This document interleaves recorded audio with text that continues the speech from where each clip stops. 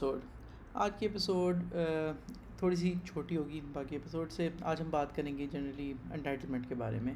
Entitlement क्या है वो ज़रा डिटेल में हम अभी देखते हैं, लेकिन उससे पहले हमेशा की तरह एक दफ़ा डिस्क्लेमर्स को गो थ्रू कर लेते हैं and we will probably also recap what we discussed the last time. अच्छा जी, तो बिफोर वी स्टार्ट, सबसे पहले इस एपिसोड को आइसोलेशन में ना देखें। ये एक सीरीज़ का हिस्सा है। पहले हमने 2 एपिसोड्स कवर की हैं और फर्स्ट एपिसोड में काफ़ी डिटेल में डिस्क्लेमर भी दिया हुआ है। प्लीज़ उसको गो थ्रू करें ताकि ऐसे ना हो कि आपको कॉन्टेक्स्ट ना पता हो कि इसमें बात क्या हो रही है। नंबर 2 ये कि इस जो भी एडवाइस इस वीडियो में आपको मैं दे रहा हूँ वो मेरे एक्सपीरियंस से है। उसको प्लीज़ आइसोलेशन में ला लें। पूरी बात सुने पहले, सारे को उन सारे हालात को एक दफ़ा व्यू करें, एक दफ़ा एनालाइज़ करें और फिर उसके बाद डिसीजन लें। मैंने फर्स्ट एपिसोड में जो डिस्क्लेमर दी उसमें मैंने आपको अपनी कंडीशंस भी बता दी हैं कि किन कंडीशंस में इट वर्क फॉर मी, और इसीलिए मतलब आपकी कंडीशन हो सकता है मेरे से डिफरेंट हो, तो उस केस में it might not work for you. Number 3, of course, go through disclaimers. And number 4, thank you for your support on Patreon पे जो लोग मुझे सपोर्ट करते हैं, it really means a lot to me. अगर आप लोग भी सपोर्ट करना चाहते हैं तो you can just go to the Patreon link. आप यहाँ से क्लिक करेंगे, आप Patreon के लिंक पर चले जाएंगे and then you'll be able to see कि यहाँ पर you'll be able to support me here. Okay, coming back. So first episode में हमने करियर की समरी डिस्कस की थी। सेकंड एपिसोड में हमने डिस्कस किया था कि स्टैंड आउट कैसे करते हैं और ऑथेंटिसिटी क्या चीज़ होती है।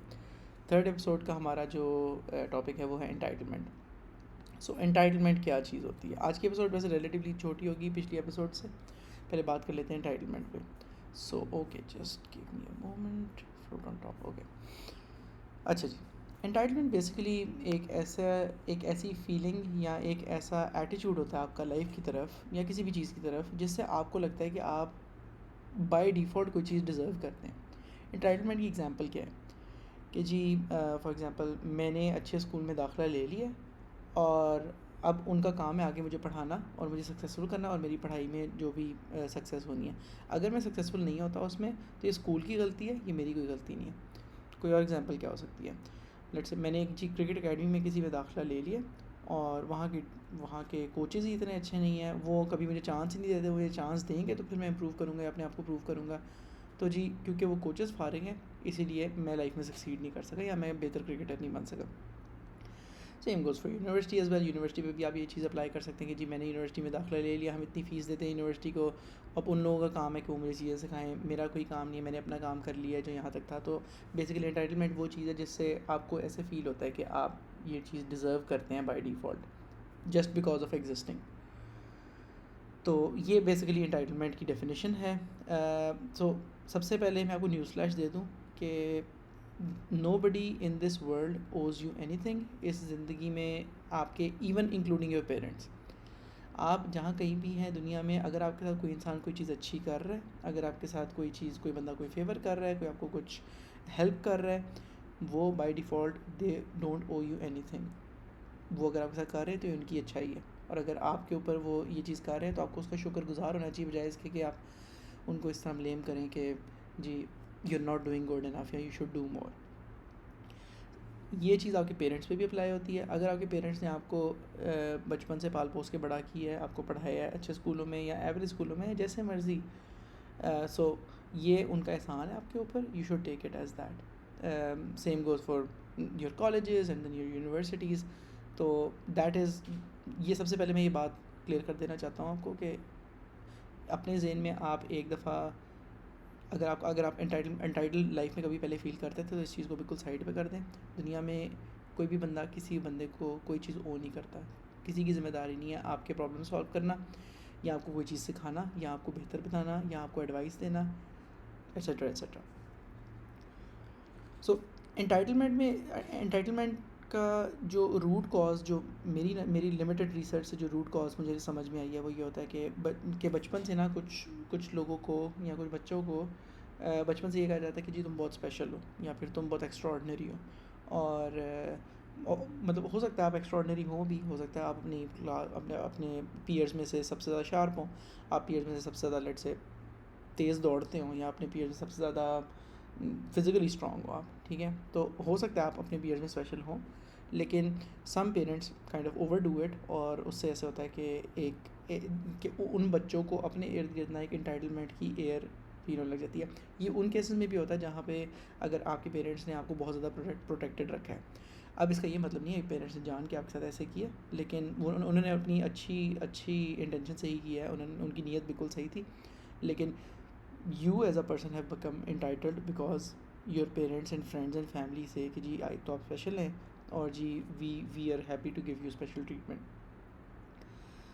तो अगर आप उनमें से एक हैं तो इस चीज़ को सोचना कि अगर मुझे लगता है कि मैं स्पेशल हूँ तो मुझे ये बात किसने कही है, और रियलाइज़ करना, और देन उसको रियलाइज़ करना कि मैं स्पेशल नहीं हूँ, ये बहुत इंपॉर्टेंट है।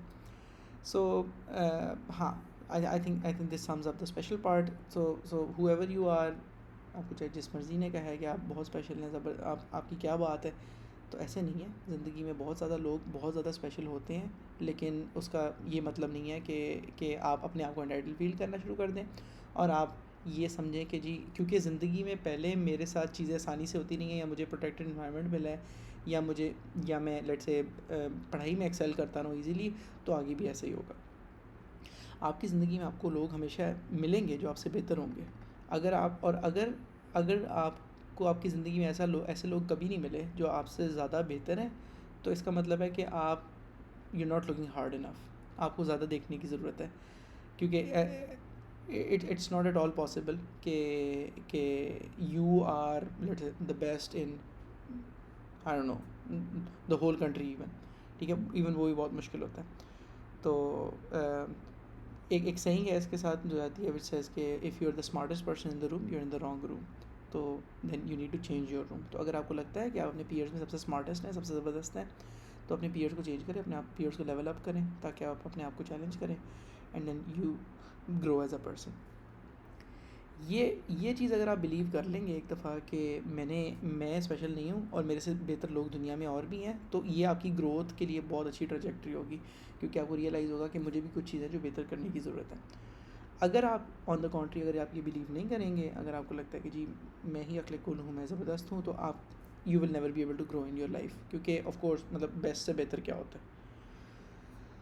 सो मेरी एडवाइस इस केस में ये है जी, never be entitle in your life. आप अपने करियर में, अपने पर्सनल रिलेशनशिप्स में, अपनी लाइफ में, आपके parents, if you are lucky कि you have great parents who are very supportive, who are very forthcoming, who love you, तो don't take that for granted. और ये ऐसे ना समझें कि जी उन्होंने ऐसे किया आपके साथ तो पूरी दुनिया आपके साथ ऐसे करेगी। तो same goes for your personal life and personal relationships. तो put effort in things, don't be entitled. ये चीज़ हमने ऑलरेडी कवर कर ली है। Nobody owes you anything, it's pretty simple. So और अगर हम करियर के लिहाज से देखें तो करियर में लेट्स से हम you get into a company, आपने अपना करियर स्टार्ट किया, गेट इनटू अ कंपनी। अब यू माइट बी थिंकिंग कि जी मैंने अपनी ज़िंदगी के 20 साल 22 साल पढ़ाई की है, मैंने इतना अच्छा GPA लिया है, मैंने हमेशा काम सही किया है, मैंने इंटरव्यू भी क्लियर कर लिया, सब कुछ मैंने कर लिया, तो अब मैं जहाँ पे हायर हो गया हूँ, तो अब जी इनकी रिस्पॉन्सिबिलिटी है कि मुझे टीच करें। मैं तो आई जस्ट टेक द को driver seat and I just let them drive me. तो ऐसे नहीं होता। उनकी रिस्पॉन्सिबिलिटी नहीं है आपको टीच करना, ना ही उनकी रिस्पॉन्सिबिलिटी है आपकी सक्सेस इंश्योर करना। ये दोनों आपकी अपनी रिस्पॉन्सिबिलिटीज़ हैं। जितना आप जल्दी ये रियलाइज़ कर लेंगे उतना आप ज़्यादा ग्रो करेंगे। और वर्क प्लेस, हाँ एग्जैक्टली, वर्क प्लेस की ये भी रिस्पॉन्सिबिलिटी नहीं है कि वो इंश्योर करे कि जी आपकी लेट से प्रोबेशन क्लियर हो, या आप अपने करियर में ग्रो करें।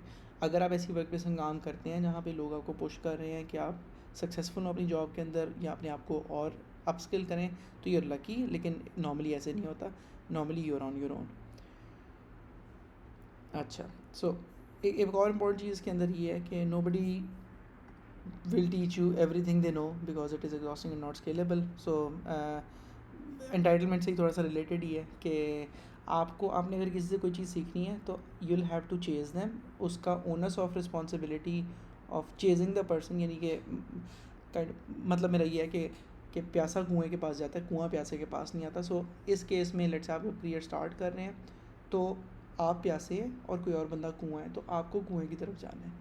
आपने रिस्पॉन्सिबिलिटी लेनी है कि आपने कुआं ढूंढना है, बंदा ढूंढना है जिससे आप सीख सकते हैं, and then you have to ask them for knowledge and you have to make that effort. Again, अगर आपके पास ऐसे लोग हैं जो कि कुआं प्यासे के पास चल के आ रहे हैं, तो आपको उनका बहुत शुक्रगुजार होना चाहिए. यू आर वेरी लकी कि आपकी ज़िंदगी में ऐसे हो रहा है. मेरे करियर में आई फील के I realise this very early on in my career. So for me my upbringing was this way कि हमारी फैमिली में my parents just always told me के एंटाइटलमेंट, मेरे पेरेंट्स ने कभी मुझे एंटाइटल होने ही नहीं दिया. तो they've given me responsibilities right from the start. They've told me that they've given me very high targets, and they've told me कि जो भी whatever you achieve उसके बाद भी there is also the next target. So that has helped me to not be entitled, or it and not being entitled has really helped me. इससे आपको humility भी आती है, इससे आपको दूसरों के लिए रिस्पेक्ट भी होती है. इससे आप जब लोगों से जब आप एक ऐसी पोजीशन से जाते हैं जहाँ पे यू आर आस्किंग समबडी कि जी I need your help to teach me, I need your help to grow, तो it teaches you a lot of humility as well, and it gives you a lot of perspective and respect for the other person as well. तो आज अगर आप किसी से सीख रहे हैं, आप उसकी इज़्ज़त करेंगे तो कल को ही कोई और आपकी इज़्ज़त करेगा. तो जी इस ये having the humility to actually ask people for help, it has been very helpful in my life. और मैंने अपनी ज़िंदगी में किसी भी इंटाइटल बंदे को ग्रो करते हुए नहीं देखा.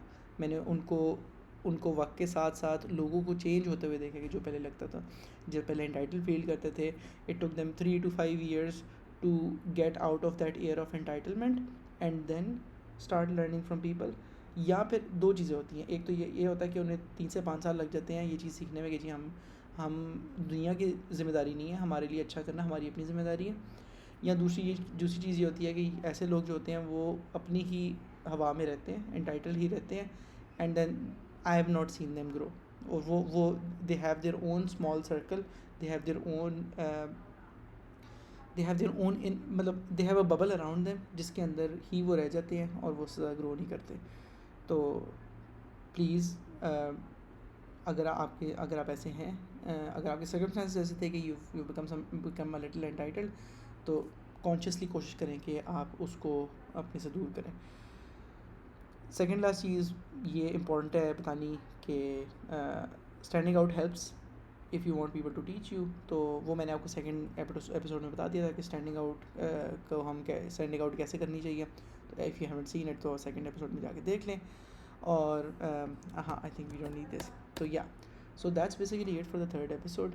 Relatively small episode. Next episode में हम बात करेंगे 3G फ्रेमवर्क के बारे में, और that is going to be a very interesting episode, और something that is very profound, in my opinion. So yeah, and with that, if this episode has helped you, please let me know in the comments, or yeah, any feedback is welcome. Thank you. Allah Hafiz.